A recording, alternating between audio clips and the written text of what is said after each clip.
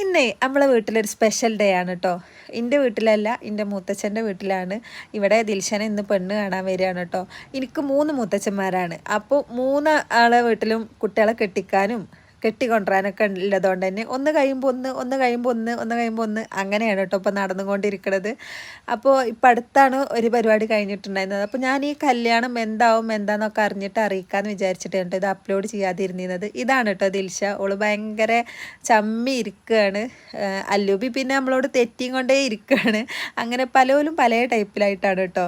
അപ്പോൾ അതാ നമ്മൾ പത്തിരി ഉണ്ടാക്കിയിട്ടുണ്ടായിരുന്നു ഓല് വരുമ്പോൾ കൊടുക്കാൻ വേണ്ടിയിട്ട്. പിന്നെ പൊറാട്ട പുറത്തുനിന്ന് വാങ്ങിയതാണ് കേട്ടോ. അങ്ങനെ അതും റെഡി ആയിട്ടുണ്ടായിരുന്നു. പിന്നെ ചിക്കൻ വെച്ചിട്ട് കറി ഉണ്ടാക്കിയിട്ടുണ്ടായിരുന്നു, നല്ല തേങ്ങയൊക്കെ അരച്ചിട്ട്. പിന്നെ ബീഫ് നന്നായിട്ടൊന്ന് വരട്ടിയെടുത്തിട്ടുണ്ടായിരുന്നു കേട്ടോ. അങ്ങനെ ഇതാ പുതിയാപ്പിളൊക്കെ എത്തിയിട്ടുണ്ടായിരുന്നു. പൊതുവെ ഈ പെണ്ണ് കാണാൻ വരല്, മുട്ടായി കൊടുക്കൽ, നിക്കാഹ് അതൊക്കെ എന്ന് പറയുമ്പോൾ പെണ്ണിനും ചെക്കനും ഭയങ്കര ചമ്മലും നാണൊക്കെ കേൾക്കാറല്ലേ.